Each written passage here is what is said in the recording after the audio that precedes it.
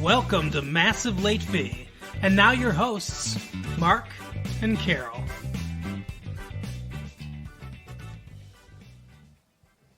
Well, hello, everyone. Welcome back to Massive Late Fee. My name is Mark. With me, as always, is my girlfriend, Carol. How are you doing today, Carol? Hey, what's up? Not much. I didn't sound like a radio DJ today. I know, it was weird. I didn't put on the voice. I was wondering if aliens abducted you. You called me out on it, so it's been a good week here. It's February 22nd, 1997, the day Mark's soul dies. Wow. Because I can't be me. I gotta be me. You know that song? No. Oh, okay. Because I'm not a grandpa. What about Born Free? Kinda? Yeah, that's Born Free, the movie, you know? About I think it's a tiger? Or maybe a lion. And how old is that movie, Grandpa? It's from the 70s. Mm-hmm. They raise a cub, like a lion cub or tiger cub or something, and they call it some weird African name. And then eventually they return it to the wild, and it's all like, oh, it's sad because we're losing our pet or whatever. I don't remember what it was called. Okie dokie. Artichoke. You weirdo. But it came out of their house and went into the wild, and it was because it was born free. You know who else was born a certain way and is coming out? I don't know if I want to know. Ellen DeGeneres. Or DeGeneres? Okay. DeGeneres. Mm-hmm. I don't like her. And not for this, but just in general. 2 words. Laura Dern. Familiar with Laura Dern? Nope. Familiar with Bruce Dern? Nope. Remember the movie The Burbs? Nope. You know, like crazy. What the fuck? You don't remember the movie The Burbs? I don't know that I've seen the movie The Burbs. With Tom Hanks. Oh, the one where like his neighbor is like a serial killer or something? Klopeks, yeah. Okay, yeah. Remember the crazy white-haired guy? Mr. Rumsfeld? Yeah. He's like, that's Bruce Dern. That's her dad. Okay. Anyway, you've seen Laura Dern. Laura Dern, TV Guide reports that lean and lanky blonde will be the female love interest who lures Ellen DeGeneres out of the closet on her ABC sitcom. Oh, cool. TV Guide added that a special 1-hour episode targeted to run during the May sweeps has been written, but reported it's still no sure thing that it will ever run. The plot has DeGeneres' character finally revealing to her therapist that she is in love with a woman, Dern, with the shrink played by, of course, Oprah Winfrey. Lots of execs will still need to sign off on it all. Meanwhile, Ellen previously headed for a short stop in Hiatusville when Arsenio takes over the 9:30 Wednesdays time slot in a couple of weeks. Will instead make a temporary move to 8:30 p.m. on Tuesdays. Okay. What do you think? Ellen DeGeneres apparently is a lesbian. I believe that's how they pronounce it. Good for her. She wants to come out of the closet on her show. I think that's fine. What do you think? I think it's disgusting. And I think that our children do not need to be exposed to this fucking, alternative lifestyle. What children, babe? I mean, in the general sense, the nation's children. Not that we have children. I had no idea that you were homophobic. Well, you said that you took the most boring approach, and you were like, "It's fine," and I don't care. So I had to do something to make it an interesting conversation. I see. So you decided to become a homophobe. Sure. To fix it. Yep, I became one. That's how good of an actor I am. Right. No, I don't care about it either. I mean, really, but it's a big deal. Yeah. I mean, there have not been many openly gay characters on television, ever. I mean, Billy Crystal on Soap. Mm-hmm. And that's about it. I mean, I think it's cool. I think it would be interesting to see that. I think it's funny to see Laura Dern and Ellen DeGeneres. Yeah, I think it's funny that Oprah is the therapist. Yeah, that'll be interesting. She's got to get in on this attention-seeking behavior there. Wow. Well, they're all celebrities, right? So they all have attention-seeking behaviors. That's true. They all are attention whores. They all are pick me. Love me. Speaking of an attention whore, Pat Boone. Do you know who Pat Boone is? No. He's an old singer. I wish you'd stop asking me. Well, it's embarrassing. It's not embarrassing, though. It's weird that I know who he is because he's an old singer. Pat Boone is paying a high price for his album of heavy metal hits. What? Boone said Trinity Broadcasting Network canceled his Gospel America show after thousands of viewers called in to complain about his dabbling in the heavy metal rock vein. There's more. A charity golf tournament in Tennessee that Boone has hosted for 20 years may also sever ties with him. Boone, 62, lamented that, "I thought everybody saw it for what it was, sort of a parody, just a send-up." Of course, it is difficult for Christian people who have followed me for years, and it seemed like I had burst out in some demented way. What the fuck?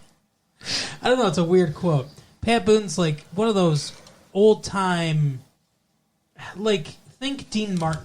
Okay. Like that era, that kind of, like, Perry Como, like Andy Williams, Well, yeah, he's definitely not playing to his fans then. No, but I mean, he was just it was like, I'm going to defend Pat Boone here. It was just like a parody thing. Like, who gives a shit?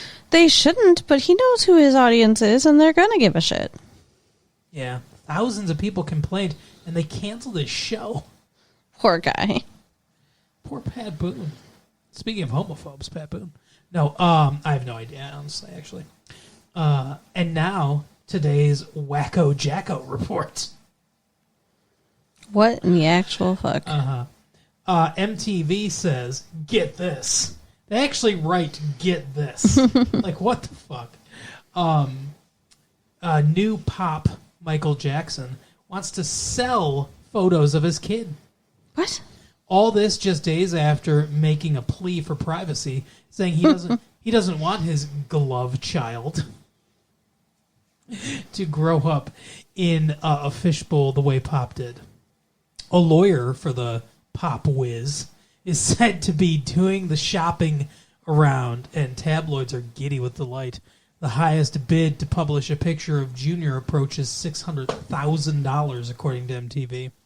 Meanwhile, the day before she gave birth, Jackson's wife, Debbie Rowe, tried to evade the media siege of Cedars Sinai Medical Center by calling in a report to LA TV anchor Chuck Henry that the nativity had already happened. He went on air with the report and was later laughed at by colleagues. That's not nice. A source confirmed it was Mrs. Jackson who did it in the hopes that the media would buy it. I think it's bizarre that he wants to sell photos of his child. Especially if he wants privacy. Like, is that why he wants privacy, to create rarity so he can get more money for them? Like, oof. What is happening? And is he really hurting? No, he's not hurting. I mean, isn't he fucking rich? Doesn't he have like a circus in his backyard or something? I mean, like, yeah, well, Neverland or something. Yeah, like that? Why does he want money for photos of his child? I don't know.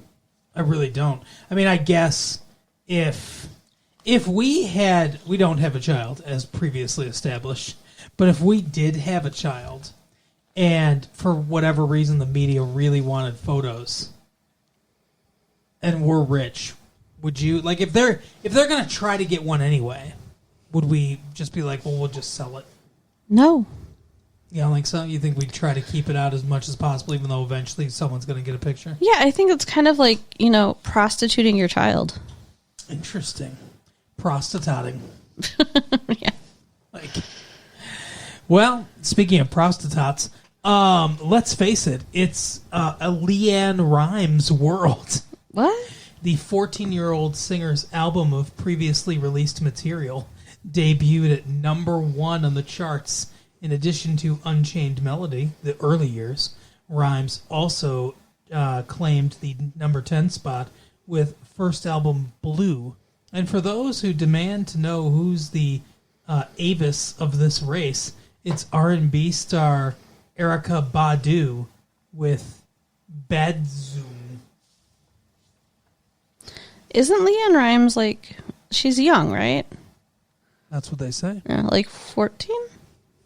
I just said that. Okay. Wow. But do you think, even though she's 14, that she's like hot? That's the question. Are you trying to fucking get me arrested? Like, what is going on here? This feels like entrapment. No, and I don't particularly find her attractive. Okay. Why? Because I heard some dudes talking about how hot she was, and I was like, is that normal, or are they weird? Who did you hear talking about that? Some dudes at the coffee house. Some dudes. Some dudes at Caribou Coffee. Do you think she's hot? She's fine. She's cute. Not hot. She's fine. No, that's gross. Yeah, she's 14 or 15. I guess, I don't know. Yeah, well, they said 14, so she's 14. I like her music. Yeah, it's fine. That's the thing is, like, I don't know. I don't know much about her, really. Yeah. It's not really my scene. Mm-hmm. You like her music, but it's not really my thing. That's fine. Just like your grandpa music isn't really my thing.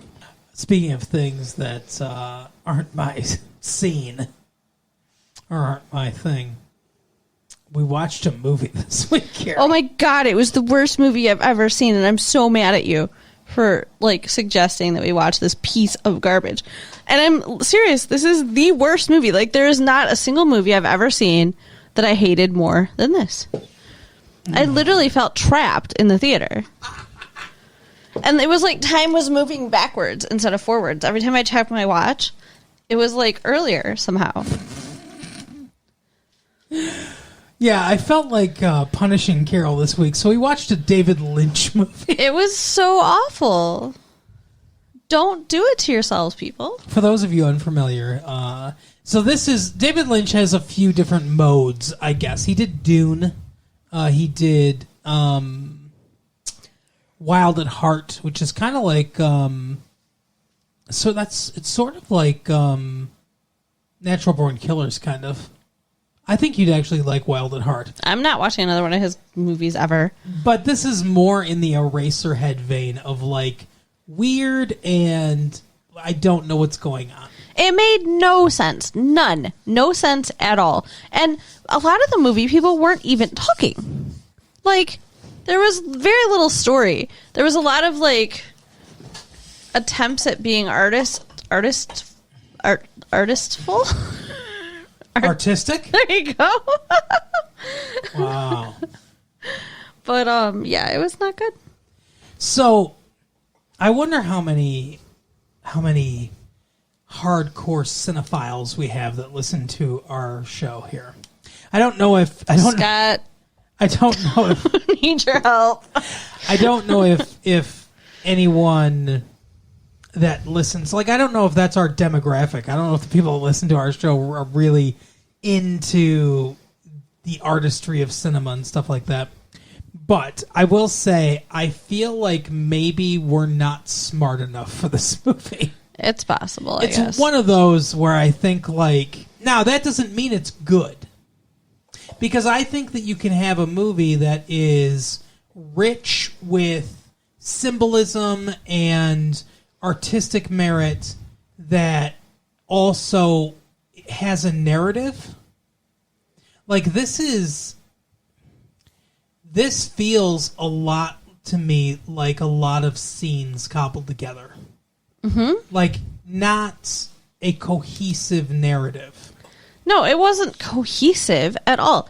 I literally finished watching the movie and don't know. I could not tell you what this movie was about. We spent 2 hours. And the only thing I'm sure of in the whole movie is that this lady cheated on her husband and he killed her. That's it. The whole rest of the movie, I have no idea what was real, what was fake, who was who, what their relationships were. Nothing. I think that's the only thing that really happens. To be honest with you, I think that's the only thing that really happens in the movie. I think everything else is fake. So I will say this. I've thought a lot about this movie since we watched it. Really? All I've tried to do is forget it. I don't think I liked it. You had to think about that? Well, here's the thing. It's... Okay. David Lynch is a great filmmaker. As far as... You know, like I don't know if I would call him a great writer. He wrote this with somebody else, but he's a great filmmaker. That I think that's undeniable. He's weird, and he does a lot of weird, demented things. I'm sure all of you are familiar. You remember the TV show Twin Peaks. He created Twin Peaks, and yeah, he's out there with weirdness. However, so the thing is like I can see some of the merit of like some of the symbolism and things like that, but I don't know. What I'm saying is I don't really think a lot of this was boring. Uh-huh. And I don't know if it's just me being a baby or me being a Philistine or whatever, a Neanderthal. Why are you insulting yourself because you didn't like this piece of shit? I'm just saying, I don't know maybe this works on a level higher than I'm used to thinking. I don't think so. I really don't. Like, I'm sure he had some kind of point he was trying to make and we didn't get it, but I don't think that's our failing. I think that's his failing. I saw an interview with him where he famously does not like to talk about his movies or I wouldn't either. Or what the meanings are behind his movies or anything like that. When they I don't know. He always says I don't tell people what my movies mean because I forget or whatever. I don't know. He's a weird guy, but I did hear him say something about that this was partially inspired by O.J. Simpson. Okay. That in his opinion, O.J. Simpson committed double homicide, and he's just out. He's just out and about, and he wonders how he reconciles the knowledge of what he did with an ordinary life. And I can see that as inspiration a little bit here. Because this is a man, Bill Pullman, so for those of you who don't know, we watched Lost Highway. Oh yeah, we never even said what the movie was. Sorry, guys. We watched the film Lost Highway, David Lynch film, and it stars Bill Pullman, Patricia Arquette, who has a nicer body than I initially realized. And speaking of Natural Born Killers, the one kid from Natural Born Killers, remember when Juliette Lewis goes to the gas station and she seduces that young dude? That's the dude. That's the mechanic in this movie. Okay. I can't remember, Balthazar or something or whatever. It's a weird fucking name. But anyway, and Robert Blake in a fucking creepy ass role. Yeah. So we can't really discuss this the way we usually discuss movies. I don't think. Like we can't go like plot point by plot point because there are not. Yeah, that's the biggest problem. There are two stories in this movie. The first story is Bill Pullman, Fred, I think his name is, or something like that, who's a saxophone player who can't sexually satisfy his wife. And his wife, played by Patricia Arquette, with a brown-haired wig or whatever, is cheating on him. He kills her, like you said. They get videotapes each day. Yeah. And the videotape keeps getting closer and closer to them. Which was interesting. That was the only interesting thing. And it was creepy. Nowhere. It was creepy, and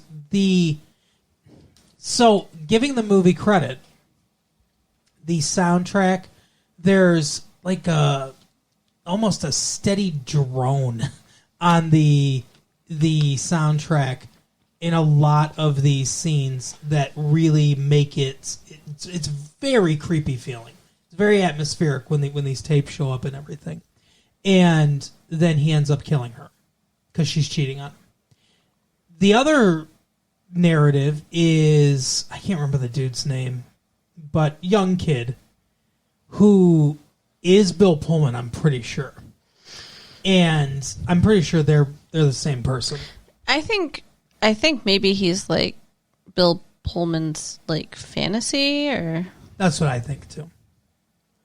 But his story of meeting this girl Alice, also played by Patricia Arquette, but she's blonde now, and having an affair with her, even though she belongs to crime boss Robert Loggia, and running afoul of him, and then they kind of merge again. At the very end. Yeah, that's what I'm saying. So, in both narratives, Robert Blake's there. And he says almost the same thing to both of them. Oh, I met you before at your house, and everything, and all that stuff. And he's just a mystery man. That's all he is. He's not named. We don't know who he is. We don't know pretty much anything about him. He's a fucking freaky-looking freak. What's weird about him with the whole I met you before at your house is, I mean, you get the impression he's evil, and probably the I met you before at your house thing has to do with him killing his wife. But when we first see the dude, he's at a party that Bill Pullman is at with his wife. So that couldn't be, unless he was the guy sending the tapes.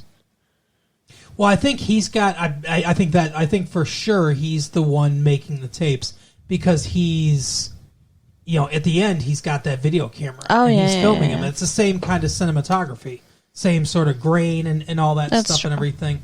So I think if you want to get into him, that character, I think his character is pretty integral to the movie, obviously, to understanding it. I can see a lot of people saying like he's a representation of evil, or like the devil or something like that. But I don't think so. I think he's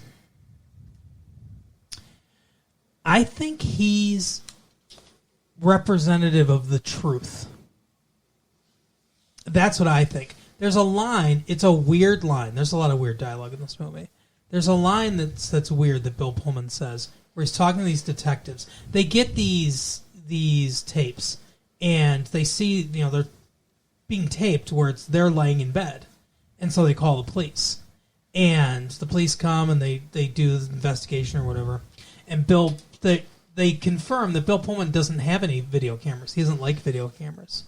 Because as he says, I like to remember things the way I remember them.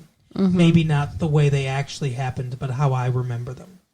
So we get this idea that a camera captures reality, captures the truth. Now, I mean, I don't know if that's actually really true, but in the language of the movie, the video camera captures truth. Okay.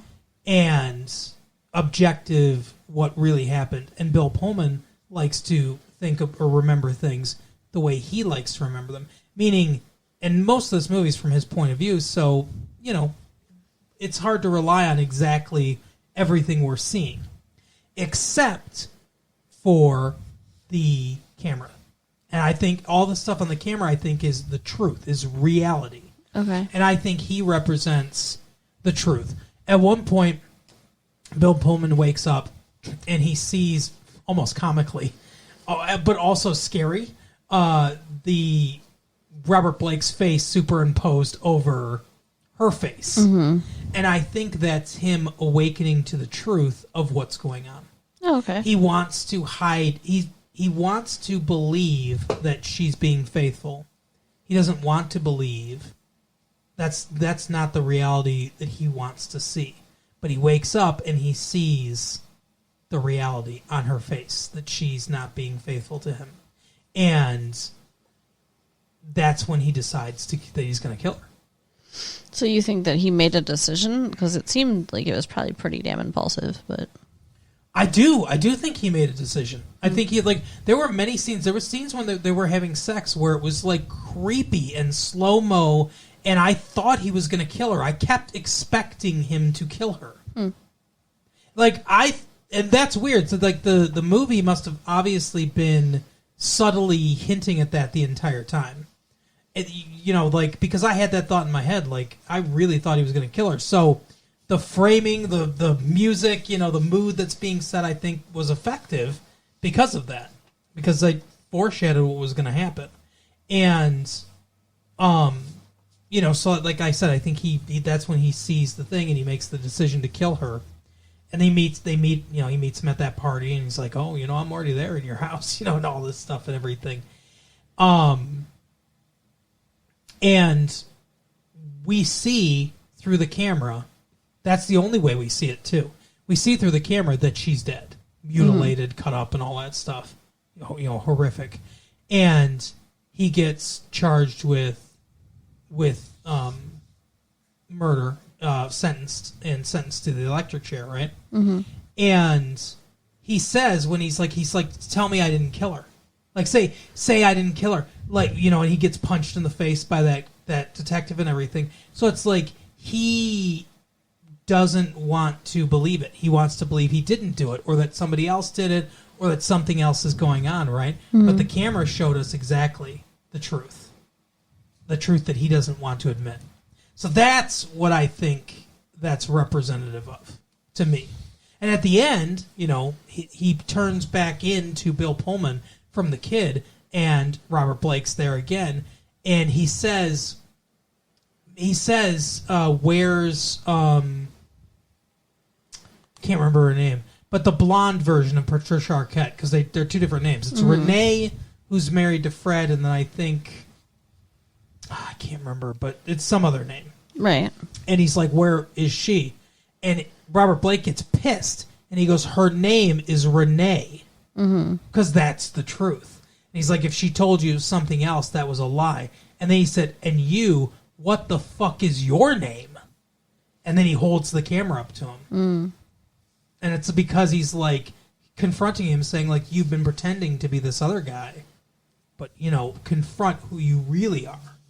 Okay. So I think the first half of the movie, it's pretty standard story. She's cheating, probably with fucking Robert Loggia.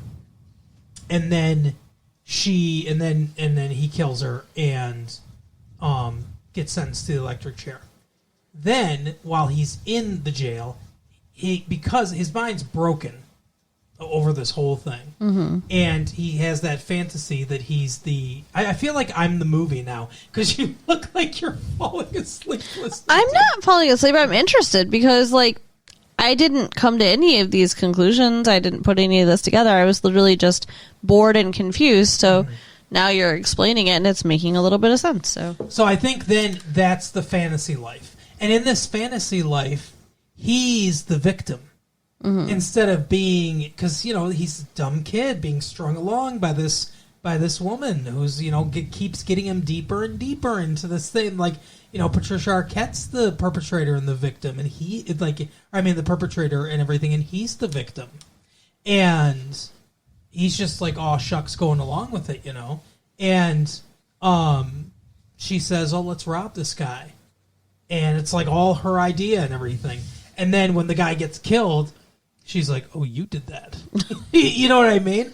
And so, that's how it's all framed, that she's a slut, she's doing porn, she's being videotaped, and she's perpetrating all this on him, and he's the victim. And so I think that's kind of like the themes of that. And in his fantasy here, he's all great at sex and everything. He has that sex scene with his girlfriend or whatever that's not Patricia Arquette, and he's pleasing her and everything. and Patricia Arquette can't get enough of him and all this stuff. Whereas in reality, there's that scene where they're having sex and he comes too fast, I guess, because she doesn't reach orgasm. And then, as if that's not enough, she pats him on the back and she's like, it's okay. And she consoles him like he's a fucking little kid. Is that what happened? I thought he lost his erection. Maybe. Because, I would have, because that was the most boring sex I've ever seen in my life. It was it was not even, arousing at all to watch. It was just boring like everything else in the movie. It was like sex as transcendental meditation. Right. You know what I mean? It was weird. But, yeah, I think maybe he lost his erection or whatever. But then she consoles him like that, and it's like, oh, that's even more, demasculating. Yeah. So anyway, emasculating. Yeah. So he's all great at sex in this fantasy world, right? And then he comes out of it when Robert Blake confronts him, and he gets in the car and he drives off down that highway, right? Finds Robert Loggia, kills him. That's his fantasy. He wishes he could also kill her lover, but he didn't, whoever that was. And so he kills him, and then he keeps driving. And then there's that weird end thing where he's driving, and then he starts, convulsing and shit, and everything. And I noticed a little steam is coming off of him. I think that's, in reality, when he's dying in the electric chair. Because he gets sentenced to the electric chair, and I think he's convulsing like he's in an electric chair, and that's why there's a little, steam. So I think that's what's happening in reality when he's driving down that road. Okay. Huh. So that's basically I think what the structure of the movie is. That's kind of what I get from it. Now there's tons of stuff that I don't understand and everything there's so when she calls the police, when Patricia Arquette calls the police, and I think they're the same person too, blonde, and I think that's the same person. And they frame it where it's super close on her lips, and then when she's talking to the kid that she's seducing and everything, also shadow super close on her lips. Framed the same way when they're talking on the phone, I think to indicate this is the same person. Okay. That's what I think. But yeah, there's lots of symbolism, lots of things in the movie that I don't understand, but that's basically what I got out of it. And that's why I said I don't, it's hard for me to just be I didn't like it. But here's the thing, I think it's more interesting to think about and talk about after than it is to watch this. It was fucking torture to watch that movie. This is how you have to read a really dry, boring textbook to get the information to have the interesting discussion with your friends. You know what I mean? That's kind of what it would. Those times where you'll sit up with your friends for hours, just talking about life and philosophy and your thoughts on things. It's like the dry ass book you had to read to get the information to be able to talk about that conversation. That's what this movie felt like. Because while I was watching it, I hated it. And there was I absolutely, as much as you did, absolutely hated it. It was so boring. It was so dumb. I mean, I was like, oh my God. When Robert Loggia fucking freaks out because some guy is tailgating him? Or is that what they call? No, not tailgating. You know what I'm talking about, right? Riding on his ass. That's tailgating. Okay, yeah. When some guy's tailgating him, he fucking lets him pass and then fucking destroys his car with his ridiculously overpowered car, and then just chews the shit out of scenery while he's like, how many fucking accidents are you? 100,000. He's just got statistics off the top of his fucking head for how many people get into vehicular accidents and die every year. He's like, oh, fucking people like you. Do you know how many car licks it takes to stop at 35 miles an hour? And he's just fucking giving this guy a diatribe, screaming it. It's hilarious. Just like I said, just chewing the shit out of scenery. And that is funny. But when that's happening, even though it's weird, and all the parts of that movie are weird, or that part of the movie are weird, I'm like, at least something's happening. Mm-hmm. And that's the first part is so boring because there is so nothing happening. Yeah. Except for the boring sex scene. And Bill Pullman playing the saxophone poorly. Yeah. And then there's the very beginning of the movie where someone says Dick Durant or whatever is dead. Mm-hmm. And then at the end of the movie, Bill Pullman's the one saying it to himself. And I think maybe he's in purgatory or maybe he's in hell. Just reliving this over and over again. I don't know. That's one of those things where it seems like it's a loop, but mm-hmm. I don't get why. Maybe that's it. Maybe it isn't. I don't know. That makes sense. I mean, apparently this is another thing I saw in an interview with David Lynch, the same interview. Apparently, though, the reason this is in the movie is this is something that happened to him. What? He was in his house and he heard the intercom buzz for his what system or whatever, and he went up. He was like, "Hello," and someone goes, "David," and he's like, "Yeah," and he goes, "Dick Durant is dead," and then nothing else. And then he looked out. He said he looked out his window and everything. Nobody there. Never knew who said it or whatever. Does he know who Dick Durant is? No. Weird. So, like, this fucking just weird thing just happened to him, and, like, there was an interesting idea that he put that in the movie. So, the thing is, and that's the other thing, the thing that sucks is I like a lot of the ideas. The idea of Bill Pullman giving this message to himself at the beginning of the movie so that the movie is a loop, I think is an interesting idea for a movie. Some of the symbolism and stuff like that I think are interesting ideas to put into movies, or to put in this movie. But I don't... The execution on a technical side of things is great. The cinematography is gorgeous. It's a very well shot movie. I think the soundtrack is great. The acting's good. All the technical aspects of it are there.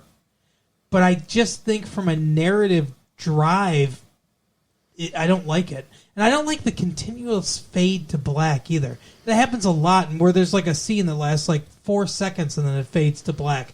And I know that's like a technique, and Lynch has used it before, and other directors have used it too. And maybe this is just a personal thing, I don't like it.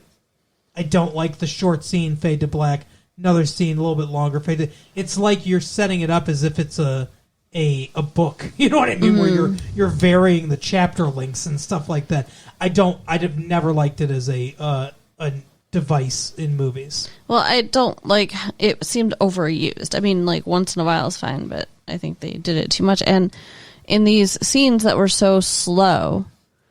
Then going through a fade on top of the slowness of everything else happening was really annoying. Yeah, it was too slow. That's the other thing too. That why I think that Robert Blake represents truth, because he's at this party and he's like he gets she says something about how she's like, where did you meet this guy? And she was like, I went to some parties with him or something. Because we find out, like, later he pays women to party and he shoots all these amateur pornos and stuff like that and everything. And it's like, so that's when he's first kind of clued into, like, like, she's been in some sketchy shit in her past that I didn't know about. Right? And, like, so that's when truth shows up, right. And everything. Okay. And so that's another reason why I thought that. But yeah, so like I don't know, like I wish that I liked the second half much better than I liked the first half. The second half is very noir, yeah. and I like that. But the first half is so boring; it like sucks your soul out. And it's like it makes you not want to enjoy or not be able to enjoy the second half of the movie. And I think it's deliberate. Like I said, Lynch is not a bad filmmaker. This isn't someone that like made mistakes, that was like didn't know what they were doing. these are all deliberate choices. I just don't know if they make an interesting movie. Yeah. Or an enjoyable movie. Well, not for me, for sure. But yeah, I would... If you're a hardcore cinephile or a really big fan of David Lynch and his work, go see it. If you're not... If you're a normal person... If you liked Fools Rush In, which we talked about last week, or even Dante's Peak, right. more traditional structured movies, then I would probably not recommend it. Now, here's the thing. I do think that movies like this are... I don't know if I want to say important. I think that's maybe too big of a word for it. But I like that there are directors like David Lynch that want to take chances, that want to be bold and do different things with the medium instead of just like straight narrative every time. Mm-hmm. But here's the thing. You can do that like Tarantino did. Yeah. And make a really interesting movie that's full of symbolism, but is also entertaining. And this, I think, lacks the entertaining side of it. Agreed. But yeah, I mean, I know I kind of dominated this conversation. Do you have anything you want to add before we go? I mean, there was a lot of sex in this movie. Yeah. And that still didn't help. No. So, I mean, not all of the sex was boring, but it just, like, it wasn't worth it to see the good sex. There's another thing at the end, too, where I don't know that I fully understand it. The kid, Balthazar or whatever, they're having sex in the desert for some reason, bathed in this white light, right? And he's like, I want you, or whatever, the whole time they're having sex. And then, it's like the climax, she leans in and whispers to him in his ear, "You'll never have me." And then she gets up and walks away and disappears. Yeah. And that's when he says, "Where is she?" to Robert Blake. That's one of those things where it's like, I don't understand. He'll never have her because he killed her. And maybe that's the thing, is like he wanted to possess her. Maybe that's part of the reason why she cheated, because he didn't really love her. He just wanted to own her. Maybe. The way that like Robert Loggia owns her or whatever, And he killed her in a way no one can have her now. Like, he can't have her, but no one can have her. I don't know. And that's like, maybe that was speculated that was a motivation for O.J. Simpson killing her, is that so no one else could have her either, and kind of thing. So, I mean, it's, it makes sense if that's the case. I don't know, but that's another one of those things where I'm not...